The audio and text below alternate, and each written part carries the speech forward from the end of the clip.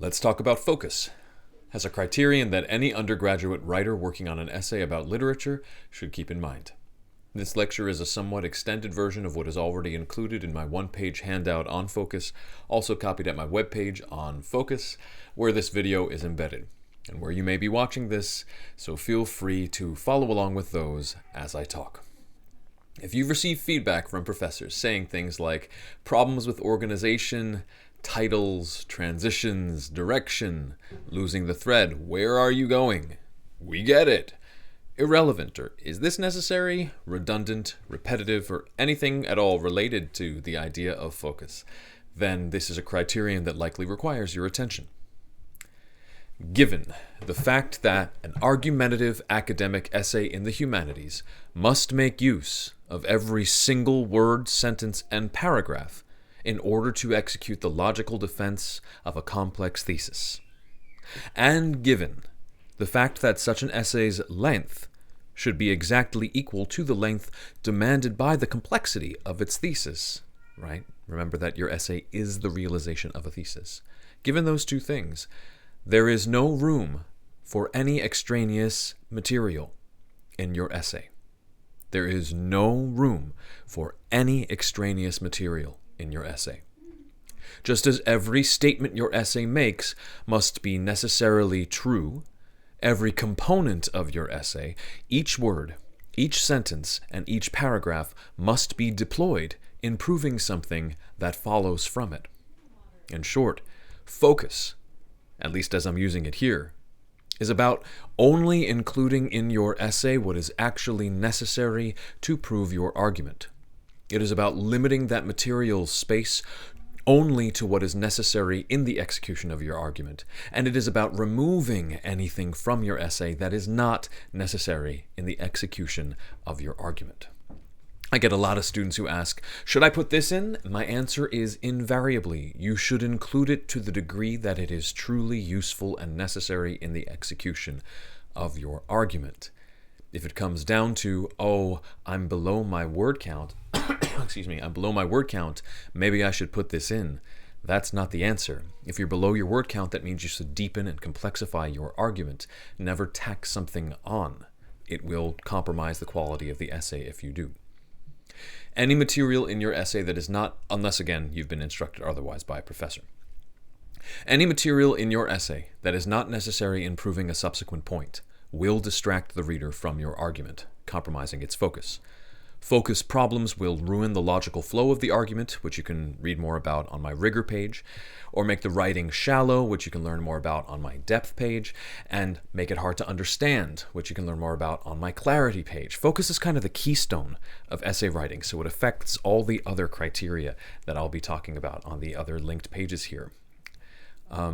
So, how, at a historical moment, currently characterized by diffusion of attention, right? We are a culture right now who has a lot of trouble focusing on one thing. How right now do we focus ourselves and our writing? I've got some ideas. The main one is this. The main one is this. Use logical, not associative links. I think that's actually 2 clicks ahead. Organize your essay using logical links. Again, the force that links sentence to sentence and paragraph to paragraph should almost always be logical. For example, if A and B are true, then C is true.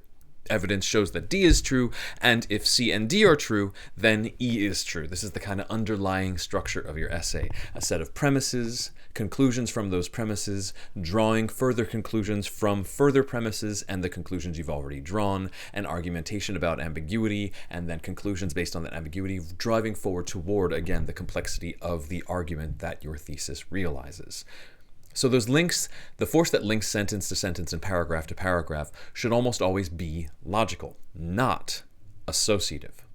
By associative, I mean A is true, and B is also true, and C, a related true point, is also interesting, so I'll put that in too. If you can't identify the inclusion of any of the material that you've included with one of the 7 items I mentioned on the rigor page, which you can check out, I've linked it below if you're looking at this on the page, you should probably cut it.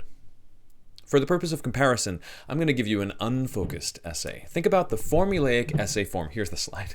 The formulaic essay form that many of you were taught to practice in early high school. Maybe not even late high school, but probably early high school English classes, where the idea may have been that an essay was organized around a three-part modular pseudo-thesis. It'll sound something like this, and I always say it in this voice. Let's talk Bear Came Over the Mountain. Alice Munro, in The Bear Came Over the Mountain, uses imagery, alliteration, and repetition. Paragraph 1. Alice Munro uses imagery. The first example of imagery is example. The second example of imagery is second example. The third example, thirdly, or lastly, Alice Munro uses imagery, example. Thus, Alice Munro uses imagery in The Bear Came Over the Mountain. New paragraph. Alice Munro uses alliteration in The Bear, and it goes on like that, right? So the essay itself, which is the realization of that supposed thesis, takes on what might be called the Hamburger Format or the sandwich format. You might have heard this from your teachers, where it's introduction, which says what you're going to be talking about in a sort of maybe three-part form. I'll talk about this, this, and this. Then the body paragraphs. The first body paragraph is the first thing you said you talk about. Second body paragraph, second thing you said you talk about. Third is the third. And then the conclusion, for some reason, repeats everything you just said a third time, right? So if you look at it right, if we were to diagram that out, we'd have point A, point B, and point C. And the logic of the thing would be, given A, B, and C, we can conclude A and B and C are true. This is, of course, not a thesis. It doesn't argue anything. It's clearly a report, at best, with 3 points linked associatively. This, and also this, and also this. It's useful in the early high school stages. It's an early practice round, a thin simulation for what focused argumentation looks like. And at the high school level, we definitely need to work on focus. But you're now in the later years of university, or headed toward them. The practice round is over. You actually have to really argue something now. So again, if I'm talking to a student now in person about focus, usually because the student has asked something like, should I include X, I often find myself hastily drawing a messy diagram of, say, the points that you've gathered when you've done a close reading and research. This recorded lecture right now is the first attempt I've made to upgrade that diagram to a proper graphic on slides. Let's see if it works. So, let's talk about organizing your essay now using logical links. Let's say after you've done all your close reading, all your research, then you've returned to close reading, then you've returned to research, and back to the close reading, you've continually thought through these things, and you're in-depth thinking through the complexities and nuances of what that close reading and research have revealed. You've got, basically in your notes, 14 hypothetical points you feel like you can make about the text or passage you're studying. And let's say, and we're talking in a sort of really hypothetical situation, you don't yet know how or whether those 14 points relate to each other, so you have some guesses. Let's label that unfocused field of points with the letters A through H, right? So this is everything maybe you have to say about Munro's Bear Came Over the Mountain. Point A, point B, point C. And these are not only points from close reading, these are points, just things you feel like you can say. Based in research, right? Based on, scholars tend to say this might be a point, right? Whatever. All right, so let's label that unfocused field of points letters A through H. The first thing you've got to do, and this relates to what I have to say about specificity too, again, that's another criterion that you can find through these pages, is to identify which of these points is the one you want to focus on. And that's often a difficult task when you've gone through all the trouble of generating all of these interesting points, but you've got to start somewhere. So you look at this unfocused field and you say, which of these items feels like my most interesting and compelling and provocative point? Obviously, these are only dots on a screen, but let's say for the purpose of argument that after thinking about it, finally you have to settle on something. And sometimes that's just about like throwing a dart, being like, okay, I don't know, so I'm gonna settle on point N. Okay, so you've chosen point N. You can already see that this image has focused itself a bit. Now point N is where things are going, right? Now let's say that points F, G, and I, let's call them points F, G, and I. Let's say that you think those points are related to point N. Now you think, how do they relate to point N? You might think, I can't make point N really unless I take points F and I as given premises, or perhaps I can make point N most effectively when I take points F and I as given premises. Point N follows from points F and I. Point G, let's say, is related to those other points, but I don't need it in order to get to point N, so let's draw some arrows, right? That is, and here I'm referring to the points I also make at the rigor page, you hypothesize that points F and I are the given premises necessary to reach conclusion N, right? If F and I, then N. Now your essay is beginning to take a focused shape. You'll notice that point G, though it is related to all these points, we've decided we don't need it in order to make point N. So while it is interesting, we don't include it in our essay. So again, in determining how to focus your essay, you're looking for logical links among the points you have hypothesized about your text so far through your close reading, your research, and your complex thinking about both. Let's continue to search for logical relationships. Let's say it occurs to us that we can't really take point I as true unless we have taken points C and E as premises. So now we've said if C and E, then I, and if I and F, then N. All right. But as we look, maybe we also notice that points A, B, and H, if those are true, then we can conclude a whole further point is true, one we haven't discussed before, right? So we'll add a point and call it point O. Do you see what I've done here, right? So I had points A, B, and H, and this is all, again, hypothetical. I'm not actually referring to any particular argument.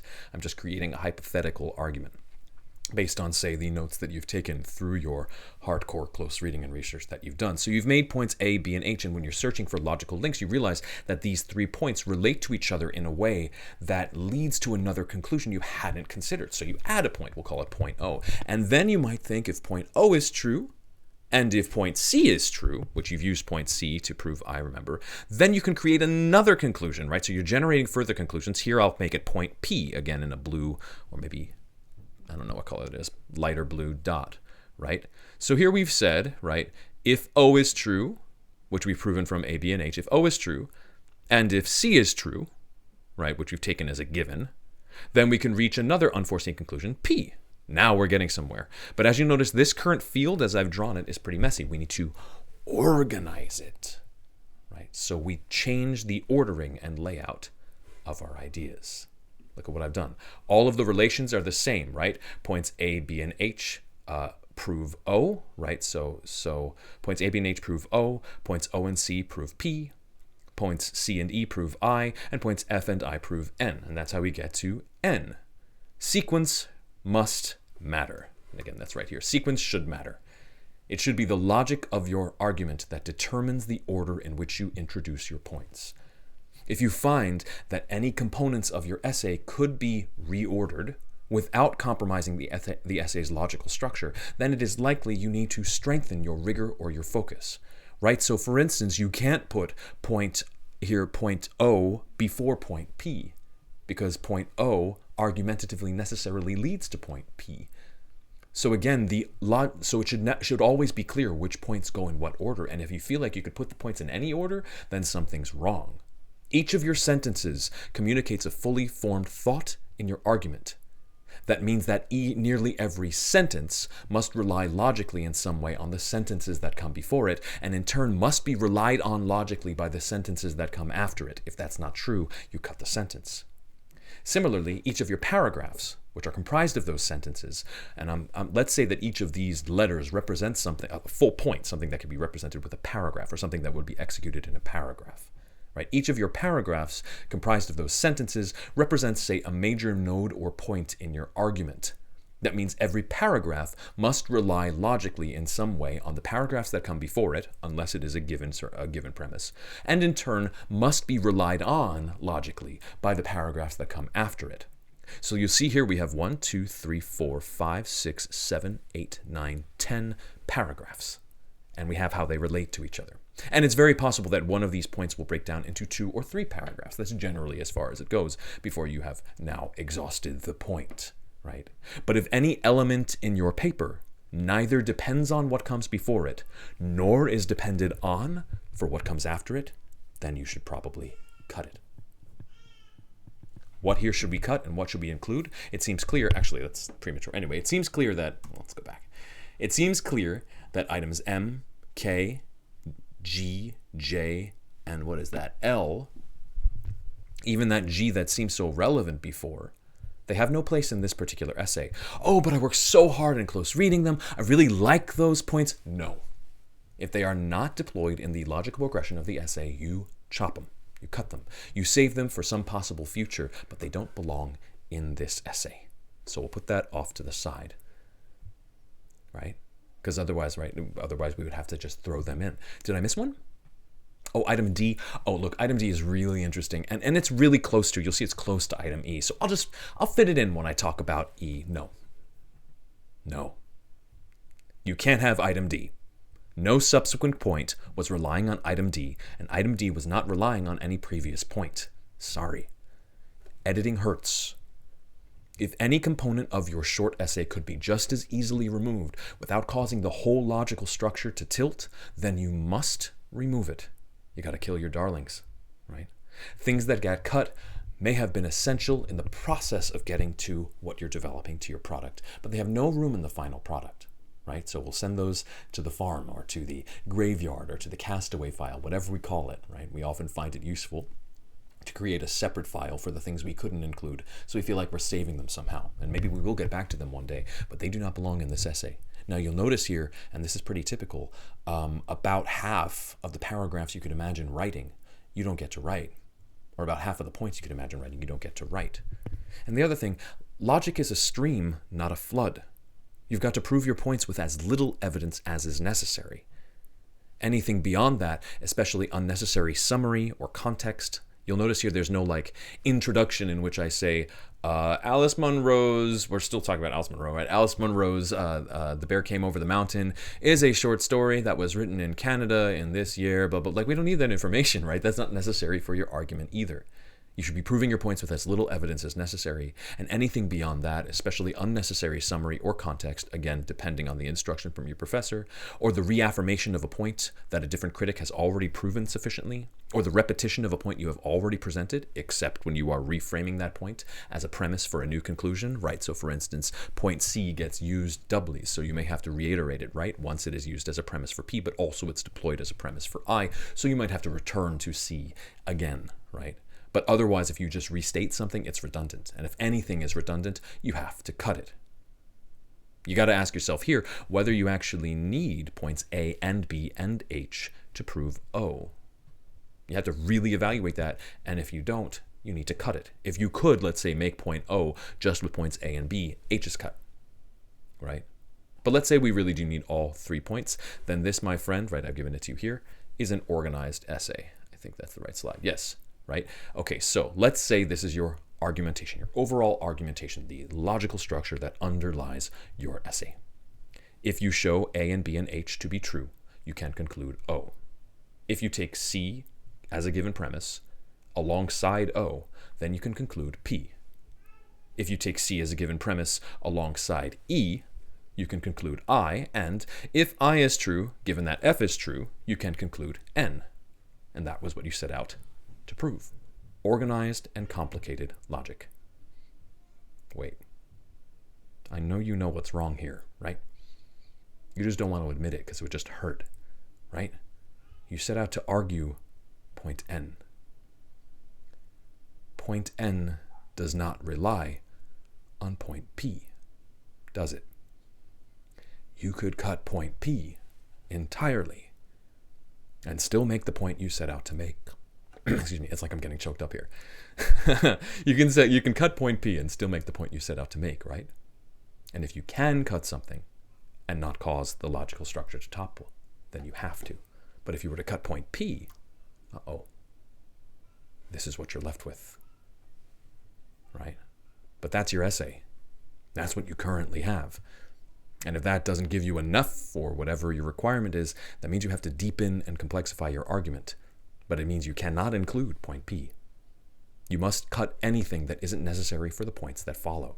If that means your essay will be under length, then it means your thesis is insufficiently deep. And again, see what I have to say on depth for that. Sorry for the noise in the background.